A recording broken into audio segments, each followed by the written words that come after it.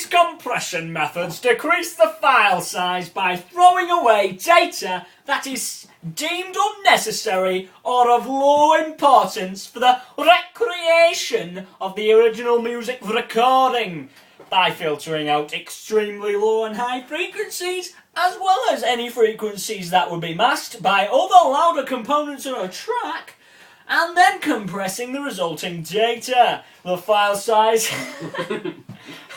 the file size can be reduced by a factor of around 8 to 10 before considerably reducing the audible quality to the listener. But once a file is compressed in this way, data is permanently lost and the audio can never be rebuilt to its original quality. Well, that's interesting. Lossless compression may have been around... Oh, no, wait. Around? I said around. May have been relatively low uptake due to...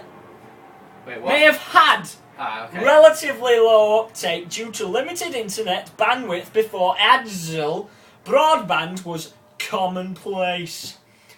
And also due to limited processing power in portable music players, but now consumers have become set in their ways and seem reluctant to use higher quality formats for their audio, with only the most quality concerned audio files using either lossless compression codecs such as FLAC and AWAC or uncompressed WAV or AIF to store their music. Well, I could do it as Dr. Mbego, couldn't I? Okay, here we go. Apple losses. ALAC, referred to officially as Apple losers, uses linear prediction encoding, which U 2010 states Adam Williams 2104 states third party equipment, which fuck this shit. Which would be an excellent thing for Apple as a business, since with current trends in increasing internet speed to homes and constant reductions of cost, paired with increases in computer processing power and digital multimedia storage capacities in line with Moore's Law, Apple could at any point easily become the first source of a wide range of commercial music available in the AWAC format by making some changes to their existing iTunes Store architecture.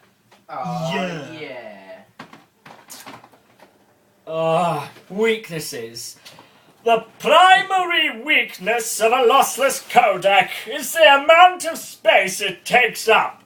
For instance, a 3.5-minute track ripped from a CD as an AF file consumes 55.4 megabytes of hard disk space, encoded by the iTunes to a variable bit rate MP3 at an average of 177.8 kilobytes per second. That same track consumes 4.7 megabytes of space when encoded with iTunes to Apple lossless. The track is 32.1 megabytes in size, but in sound quality it is identical to the AF. With this example in mind, an iPod model with a fairly popular 16 gigabytes of flash-based solid-state storage would hold 3,200 songs in MP3 format, but only 500 in ALAC. This choice of quality over quantity must be made by each end user, although unless people are purchasing music on CD and ripping themselves, or using one of the niche online music stores that provide WAV or FLAC audio files, the choice of MP3, ALAC, or other lousy compressed format has already been made for them. Lossy. Oh right, I thought I actually wrote lousy, like a bit of a Freudian slip there. I did read that as lousy. Lousy!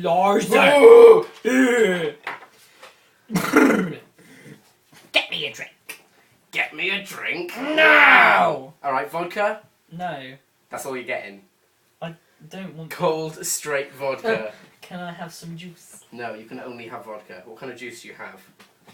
They're in a bag on the counter because I couldn't fit them in my cupboard and they couldn't be pulled in moving space. Was it a juice box? No, it's just one of those squash cartons. Oh, it's squash. Yes. So not juice. Squash. You fucker. Squash drink. I require a squash drink. Okay, but only if I can have some squash. Yes, you may. With vodka in it. A pint, please, good sir.